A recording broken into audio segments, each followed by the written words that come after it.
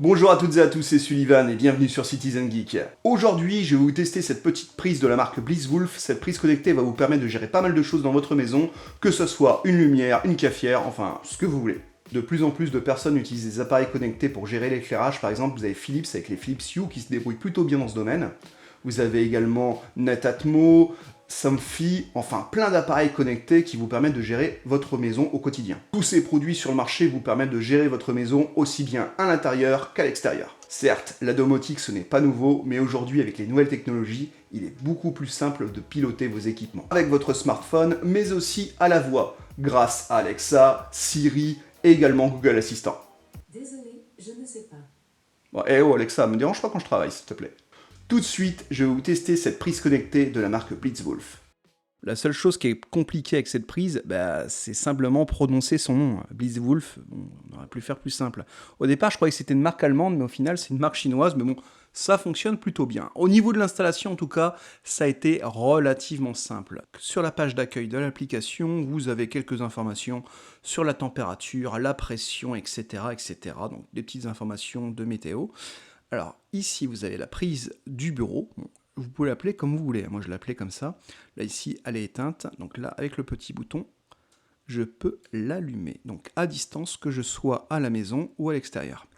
Quand vous cliquez ici, sur prise du bureau, donc là, ici, vous avez la possibilité d'allumer la prise ou soit directement d'éteindre indépendamment chaque module. Donc là, ici, le switch, c'est la prise secteur. Et switch numéro 2, eh bien, c'est la partie où vous avez les deux ports USB. Pour les deux ports, vous avez donc au niveau intensité 2,1 ampères. C'est pour tous les ports. C'est pas 2,1 ampères par port. C'est dommage. Ça aurait été bien, mais bon, la prise aurait été beaucoup plus chère. Quand vous cliquez sur Schedule, ou Schedule, bon, je sais, mon anglais n'est pas terrible, vous pouvez programmer indépendamment l'un de l'autre, donc le switch 1 ou le switch 2. Donc ici, vous avez la possibilité de mettre un compte à rebours, donc pareil, soit sur le switch 1 ou soit sur le switch 2. Alors il y a une chose qui m'a vraiment plu sur ce produit, qui n'y avait pas forcément chez les autres, eh bien c'est la possibilité de voir la consommation électrique de la prise. Là par exemple, là j'ai branché une petite lampe, une lampe de bureau, eh bien je vois que celle-ci consomme 39,4 watts.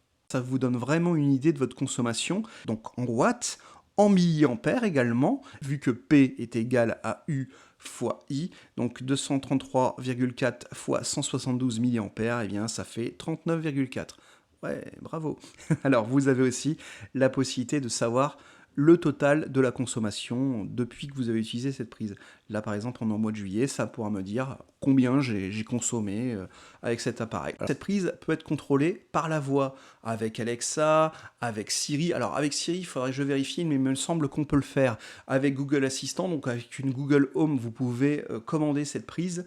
Alors vous pouvez également donc commander chaque switch indépendamment l'un de l'autre, également avec la voix, ce qui est plutôt une fonction sympa. On va parler un petit peu technique. Alors, selon les données constructeurs, il est possible d'aller jusqu'à 3600 watts, donc 16 ampères sous 230 volts avec cette prise. C'est-à-dire que vous pouvez brancher un appareil qui consomme 3600 watts, quoi. Genre un four, une machine à laver, un gros radiateur électrique. Alors, je vais vous dire que oui, bon, c'est les données constructeurs. Est-ce que cette prise va supporter autant de puissance? Je ne sais pas. Voilà, honnêtement, moi je vous conseille de brancher des petits appareils au max un petit radiateur électrique, vraiment des petits appareils, hein, pas vraiment des gros trucs. Après, c'est noté dans la doc constructeur, mais je rappelle que c'est une prise donc, de marque chinoise qui coûte 15 euros. Après, il faut tester, mais vraiment à vos risques et périls.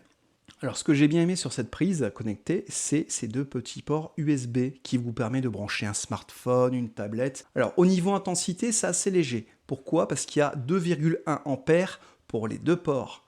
C'est pas par port.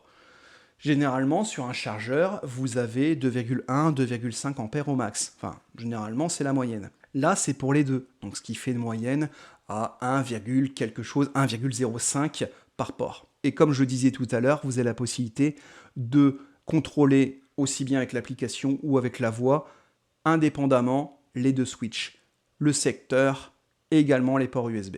Alors, nous allons commencer en faisant le test avec l'application. Vous prenez votre smartphone, vous lancez l'application et vous appuyez sur le bouton jour, nuit. Et comme je vous ai montré tout à l'heure, on a la possibilité de voir la consommation en temps réel. Donc cette lampe est à 39,1 watts. Alors vu que j'ai une petite enceinte connectée, donc l'Amazon Echo Dot, je vais pouvoir commander donc cette prise connectée directement avec la voix. Alors on va tester tout de suite. Alexa, allume-moi la lumière du bureau. D'accord. Voilà, la lumière s'allume. Et la lumière fut. Alexa, éteins-moi la lumière du bureau. D'accord. Et vous pouvez également le faire avec donc, la prise USB. Alors pour rien vous cacher, cette prise, je l'ai payée 16 € sur Amazon et sur Banggood, vous pouvez la trouver à 11 €. Voilà, c'est tout pour le test de cette petite prise connectée. Alors maintenant, on va faire les plus et les moins de cette prise connectée. Pour 15 €, cette prise a vraiment un bon rapport qualité-prix. Vous pouvez gérer d'un côté le secteur, mais aussi les prises USB. C'est plutôt bien, surtout quand vous n'avez pas de chargeur. Une chose également qui est bien, c'est que les switches sont réglables indépendamment l'un de l'autre. Vous pouvez également mettre une minuterie sur chacun. C'est idéal, surtout quand vous voulez brancher votre smartphone. Parfois, on fait la bêtise de brancher son smartphone toute une nuit pour recharger, et au final, ça flingue la batterie. Là, vous mettez une minuterie de 3 heures, et votre smartphone est rechargé totalement. Maintenant, pour les moins, je trouve que l'application Blitzwolf est super mal traduite. Vous avez du français, vous avez de l'anglais. Alors pour des personnes qui maîtrisent un petit peu l'anglais, ça va poser aucun problème, mais pour des personnes un peu plus âgées, nos parents ou grands-parents, qui ne maîtrisent pas forcément la langue de Shakespeare, ça va poser un petit peu plus de problèmes. Je trouve également que le bloc est assez gros. Quand vous le mettez dans une multiprise, enfin c'est pas forcément conseillé de le mettre dans une multiprise, mais si vous voulez faire le test, eh bien je trouve que le bloc est assez gros, donc vous bloquez vraiment la prise qui est à côté.